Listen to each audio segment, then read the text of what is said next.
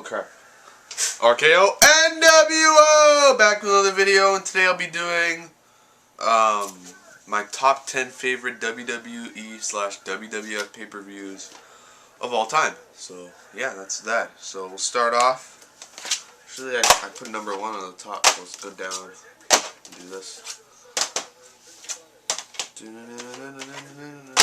Oh, before I start this off, let me just say that King of the Ring 98 was supposed to be on this, but I don't have that on DVD. It was never released. So I bumped that off, and this is why this one's number 10. Survivor Series 2003. So Survivor Series 2003 obviously took place in 2003. The main events there were 3 main events that night. Triple H versus Goldberg, which was actually a pretty good match, and it was really good build-up because all the way from SummerSlam when Evolution beat up Goldberg to when Goldberg won the belt to the rematch with Triple H, and Evolution kept taking out Goldberg and broke his ankle. So yeah, that was actually a good match. I liked it. We also had what was it called? Shane McMahon versus Kane in the ambulance match. That was a really good match too. Really good brawl. I don't know why people hated that feud. I thought that was a really good feud.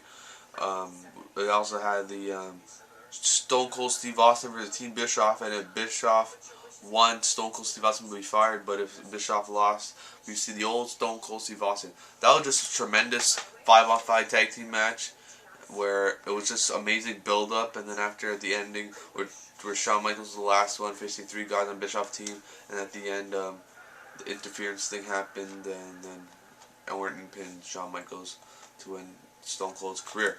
But that was a really good match. Plus, after that match alone, after Stone Cold, we thought Stone Cold was done in WWE forever, like retiring. Then we have Undertaker versus Mr.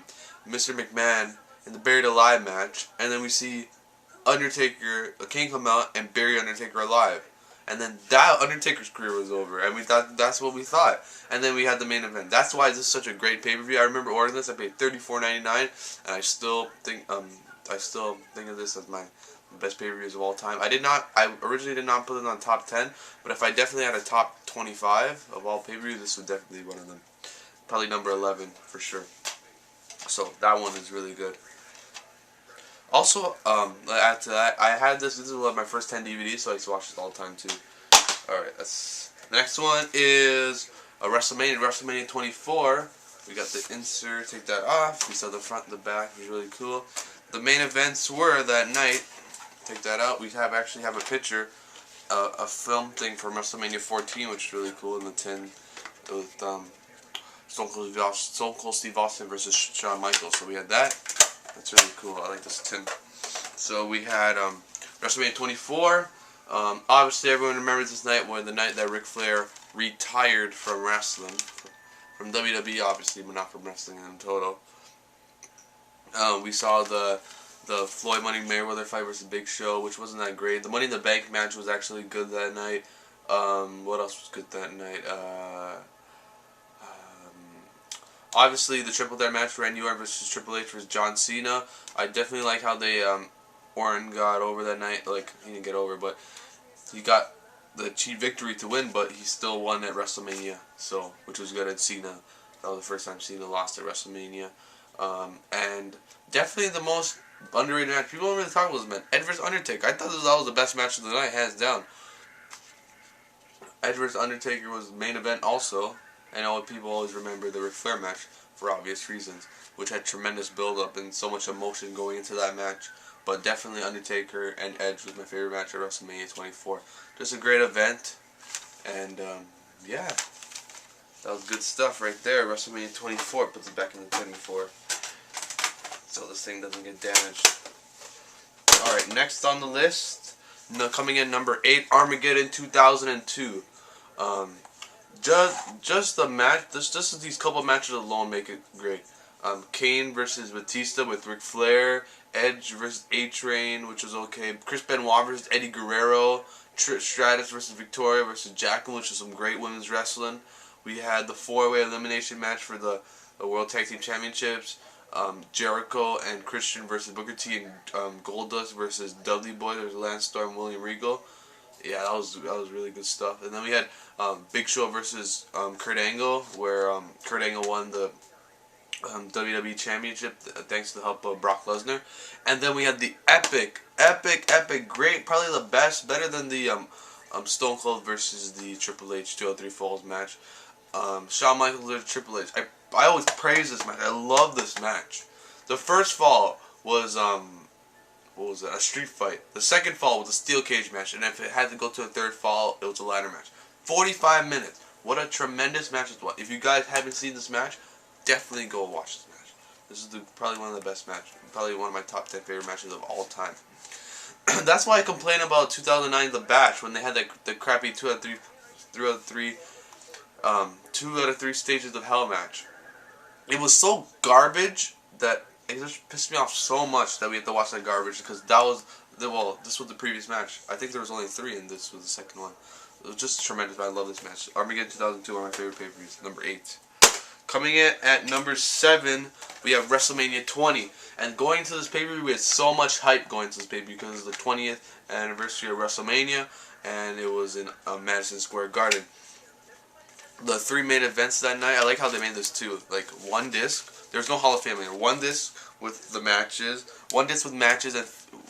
The second disc with matches and features. Third disc with features. And then they had a separate... You bought the 2-disc set for the Hall of Fame. So, just pure features for this. The first ever 3-disc set for WrestleMania. Tremendous stuff. I like how they made this case. Nice and hard steel case. Alright, so the matches were... The 3 main event matches were Eddie Guerrero vs. Kurt Angle. Was a really good WWE Championship. A lot of build up. I love how these matches back in these days. Well, when I think about it, it's like it hasn't been that long, but it's been 6 years now. It's just that there's always build up, and then you always want to watch the match because you didn't know what was gonna happen. There's kind of I thought, well, I was a kid back then. I was only 12. There's no way predicting the matches, so. We had Kurt Angle versus Eddie Guerrero, and Eddie Guerrero winning that night with the loose boot and then with the roll up holding the ropes. We had Undertaker versus Kane, and so Undertaker in Survivor Series 2003 when Kane helped Vince McMahon bury the Undertaker from Royal Rumble to WrestleMania. Undertaker was sending signal. He didn't appear once, and this match had so much hype going to WrestleMania 20. It was just so tremendous, so much build-up. Kane would come out every week going crazy. Like, we wanted to see Undertaker on Raw, but he came out WrestleMania with Paul Bearer, came back as the dead man, and beating Kane and becoming 12-0. And then we had the Triple Threat match for the World Heavyweight Championship. Just a 5-star Triple Threat match. Shawn Michaels versus Triple H versus Chris Benoit. And we all the controversy Chris Benoit, but we're talking about the wrestler here. And that night, this tremendous wrestling, and Chris Benoit won the World Heavyweight Championship, and then we saw the ending with Eddie Guerrero and Chris Benoit celebrating both their titles. It's kind of funny because when you go on eBay and you go try to buy those 2 plaques with Eddie Guerrero and Chris Benoit, they're like $1,000. So it's like, those plaques are actually worth something. They always are worth something. So if you guys ever want to buy the WrestleMania plaques that ever come out, so like WrestleMania 27.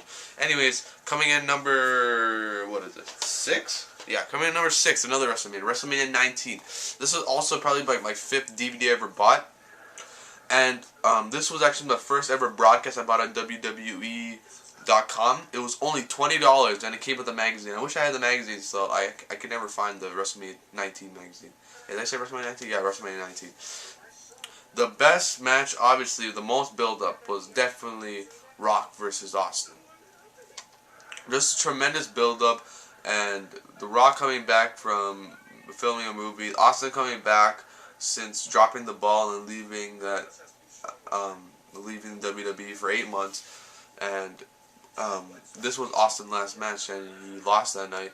We also had tremendous matches like the Triple Threat tag team match for the World Heavyweight for the tag team championship. Shawn Michaels, Chris Jericho, the most talked about match still to this day. Hulk Hogan versus Vince McMahon in a tremendous street fight. Triple H versus Booker T in a really good match. And then we had Kurt Angle versus Brock Lesnar in the match, and the botches that we saw, and how they pulled it out of nowhere. I watched the second disc more than the first disc because this second disc has the Rock versus Austin match and the Brock Lesnar versus Kurt Angle match. It's only an hour long, so I usually throw that one.